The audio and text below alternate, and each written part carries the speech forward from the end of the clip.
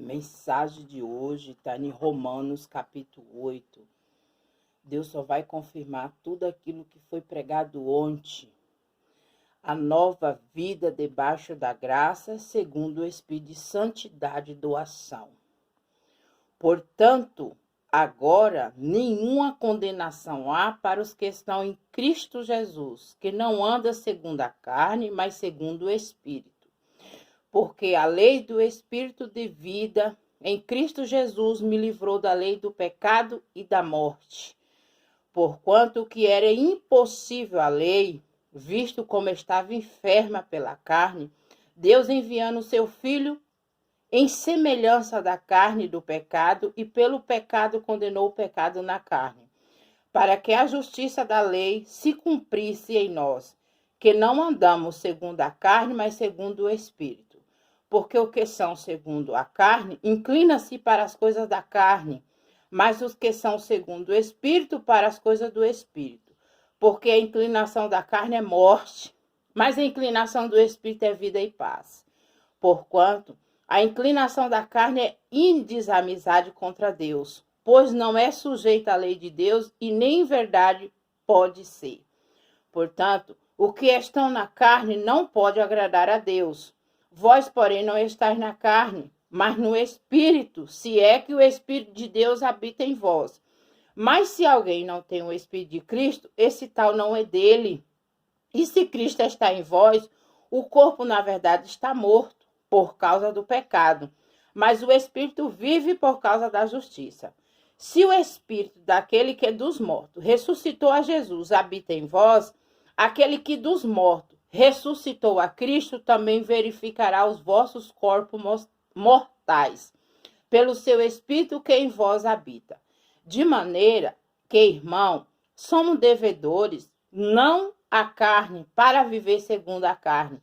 Porque se viver segundo a carne, morrerai. Mas se pelo Espírito modificais, e as obras do corpo vivereis. Porque todos que são guiados pelo Espírito de Deus, esses são filhos de Deus. Porque não recebeste o espírito da escravidão, para outra vez estares em temor, mas recebeste o espírito da doação de filho, pelo qual clamamos ao Pai. O mesmo Espírito testifica com nosso Espírito que somos filhos de Deus. E se nós somos filhos, somos logo herdeiro, e também herdeiro de Deus e cordeiro de Cristo, se é certo que com ele padecemos, para que também com ele sejamos glorificados. As primícias do Espírito, esperança, intercessão e eleição. Porque para mim, tenho por certo que as aflições desse tempo presente não são para comparar com a glória que em nós há de ser revelada. Porque a ardente expectação da criatura espera a manifestação do Filho de Deus. Porque a criação ficou sujeita à vaidade, não por sua vontade, mas por causa do que a sujeitou, na esperança de que também a mesma criatura será libertada da servidão, da corrupção, para a liberdade da glória do Filho de Deus. Porque sabemos que toda a criação geme e está juntamente com dores de parto até agora.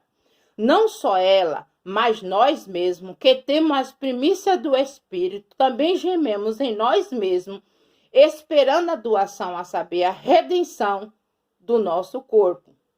Porque em esperança somos salvos. Ora, a esperança que se vê não é esperança, porque o que alguém vê, como esperará? Mas se esperamos o que não vemos, com paciência esperamos.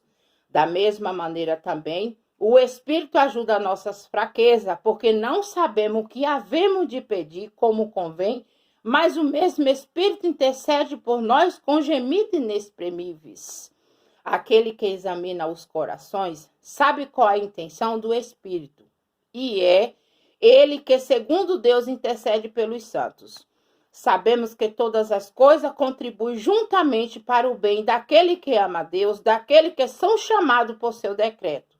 Porque os que dente conheceu, também os predestinou, para serem conforme a imagem de seu Filho, a fim de que ele seja o primogênito entre muitos irmãos. E aos que predestinou, a este também chamou. E aos que chamou, a este também justificou. E aos que justificou, a este também glorificou. Cântico de vitória, Deus é por nós. Que diremos, pois, estas coisas? Se Deus é por nós, quem será contra nós? Aquele que nem mesmo a seu próprio filho poupou, antes o entregou por todos nós, como não nos dará também com ele todas as coisas? Quem tentará acusações contra os escolhidos de Deus? É Deus que o justifica. Quem o condenará? Pois é Cristo quem morreu, ou antes quem ressuscitou dos mortos, o qual está à direita de Deus e também intercede por nós.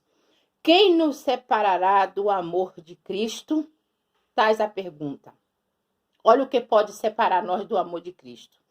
A tribulação, ou a angústia, ou a perseguição, ou a fome, ou a nudez, ou o perigo, ou a espada. Como está escrito, por amor de ti somos entregues à morte todo dia. Fomos reputados como ovelha para o matadouro. Mas em todas estas coisas somos mais do que vencedores por aquele que nos amou.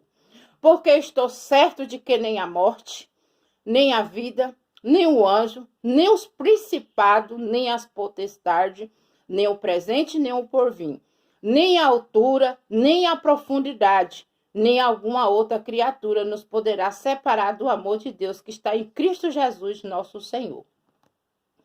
Glória a Deus, aleluia. Então, nós meditamos Romanos, capítulo 8, que tem que ter o começo, o meio e o fim. Nós concluímos no versículo 39, que está nos ensinando o que poderá nos separar do amor de Cristo. Então, estou aqui nesta manhã de joelho dobrado, aleluia, glória a Deus, né? Que Deus possa estar abençoando a todos na presença do Deus vivo, o Deus que criou todas as coisas. Em nome do Pai, do Filho e do Espírito Santo. Amém.